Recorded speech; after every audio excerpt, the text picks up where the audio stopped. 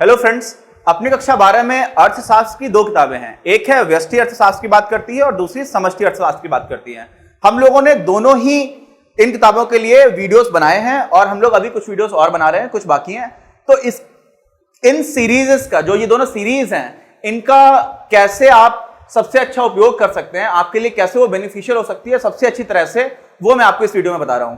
तो समष्टि अर्थशास्त्र और व्यष्टि अर्थशास्त्र दोनों में ही 6 अध्याय हैं, ठीक है। लेकिन सारे अध्याय ऐसा नहीं कि बिल्कुल बराबर जो सिलेबस है उसके हैं। दोनों में पाठ्यक्रम किसी में ज्यादा है, किसी में कम है, कोई बहुत ज्यादा महत्वपूर्ण है, कोई थोड़ा कम महत्वपूर्ण है। हमारा जो उद्देश्य है, पहला उद्देश्य है कि आपको अर्थशास्त्र समझ में आना चाहिए, आप उसको एंजॉय कर पाए, ठीक है। एग्जामिनेशन हमारे लिए इंपॉर्टेंट है, लेकिन वो दूसरे नंबर पे आता है। सबसे पहले आता है कि आपको समझ है कि नहीं है, आप सब्जेक्ट को एंजॉय कर पा रहे हो कि नहीं कर पा रहे हो, आप सब्जेक्ट को देख पा रहे हो कि नहीं देख पा रहे हो। और इसलिए जितने भी हम लोगों के लेक्चर वीडियोस हैं, हर वीडियो में हम लोगों ने आपको बहुत अच्छा पर्सपेक्टिव देने की कोशिश की है, आपको एक ऐसा दृष्टिकोण देने की कोशिश की है कि आप विषय को एंजॉय करना, विषय का आनंद लेना सीख पाए और आप देखना स्टार्ट कर पाए कि अर्थशास्त्र वास्तव में है क्या।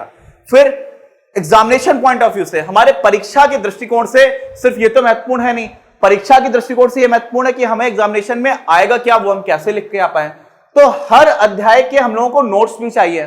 कई लोगों ने हमारे के स्टार्टिंग के वीडियोस में ही नोट्स मानना स्टार्ट किया हुआ है, तो आप सभी लोग परेशान ना हो। देखिए, जब हम लोग पढ़ा रहे होते हैं तो सबसे पहले उसको ध्यान से सुनना बहुत जरूरी है। जो भी अच्छे इंस्टीट्यूट्स हैं, यहां तक कि जो लोग आईएएस या आईपीएस एग्जामिनेशन के लिए जो कोचिंग करते हैं, वहां पर भी आपको ऐसे पढ़ाया जाता है, वहां पर नोट्स नहीं दिए जाते हैं। वहां पर सबसे पहले आपको टीचर बताता है, आप उसको ध्यान से सुने कि क्या कहना चाह रहे हैं। साथ में थोड़ा बहुत सपोर्टिंग मटेरियल आता है, कुछ पिक्चर्स आएंगी आपकी इन वीडियोस में, कुछ थोड़ा सा टेक्स्ट बोर्ड पर लिखा होगा, कुछ कीवर्ड्स होंगे जो बहुत ही महत्वपूर्ण है वो लिखे होंगे।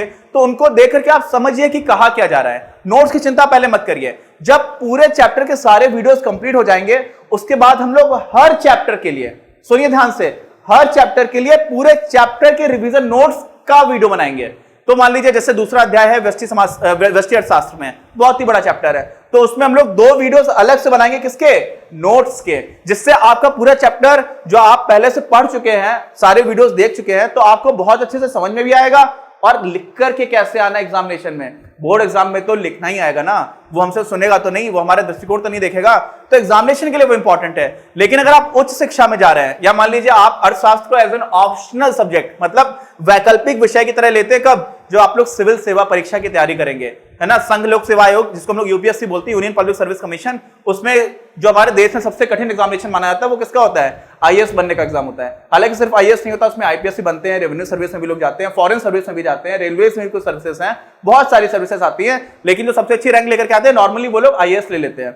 तो उस एग्जामिनेशन के लिए भी अगर आप इकोनॉमिक्स विषय ले रहे हैं, तो मैं आपको इतना दावा कर सकता हूं कि इकोनॉमिक्स में, अगर आपने कक्षा 12 की इकोनॉमिक्स बहुत अच्छे से पढ़ी हुई है, तो इकोनॉमिक्स के वैकल्पिक विषय में 500 में आपके 200 नंबर जो है वो कहीं नहीं गए, अगर आपने ये सारे वीडियोस बहुत अच्छे से देख लिए। यही आता है, इसी का थोड़ा आगे थोड़ी कठिनाई बढ़ती चली जाती है। तो जो 12th का सिलेबस है वो आपको इन सारी चीजों का भी एक्सपोजर दे देता है, आपको दिखा देता है कि हाँ ये चीजें आएंगी। तो आप एक बार, अगर मेरी बात पे विश्वास नहीं है, तो आपको मैं सिलेबस भी दे दूंगा यूपीएससी का, और आप अपने कक्षा 12 का सिलेबस भी देख लीजिएगा। बहुत सारी चीजें जो कॉमन है। तो फिर से क्या मैं बता रहा हूं कि सारे वीडियोस में हम लोगों ने एक भी चीज जो किताब में नहीं छोड़ी है, तो किताब को लेकर के बिल्कुल भी परेशान आप मत होइए। दूसरी चीज, नोट्स की चिंता बिल्कुल छोड़ दीजिए। हर चैप्टर के अंत का जो वीडियो होगा वो उसी का रिवीजन वीडियो होगा, जिसमें हम लोग पूरा नोट्स बना करके डिस्कस करेंगे, तो आपको समझ में आएगा कि इसको लिखा कैसे जाए। और तीसरी चीज है, अर्थशास्त्र को एंजॉय करना सीखिए। अर्थशास्त्र को आप एंजॉय तब कर पाएंगे जब आपको पर्सपेक्टिव मिलना स्टार्ट होगा, कैसे देखा जाए, और वो हम लोगों की सबसे बड़ी कोशिश है। तो मुझे उम्मीद है कि ये सारे वीडियोस आप लोगों के लिए बहुत हेल्पफुल होंगे। मैं चाहता हूं कि आप लोग अच्छे से अच्छा सीखें और अर्थशास्त्र को एंजॉय करना स्टार्ट करें। बोर्ड एग्जामिनेशंस के लिए आप सभी को ऑल द बेस्ट। अपनी क्लास का उद्देश्य आप सभी के लिए आप ही की भाषा में गुणवत्तापूर्ण शिक्षा उपलब्ध कराना है। कक्षा 12 तक के सभी प्रमुख विषयों पर हम वीडियोस बना रहे हैं, और कुछ विषयों पर वीडियोस आपके अपने चैनल अपनी क्लास की ही अन्य प्लेलिस्ट पर अपलोड भी हो चुके हैं।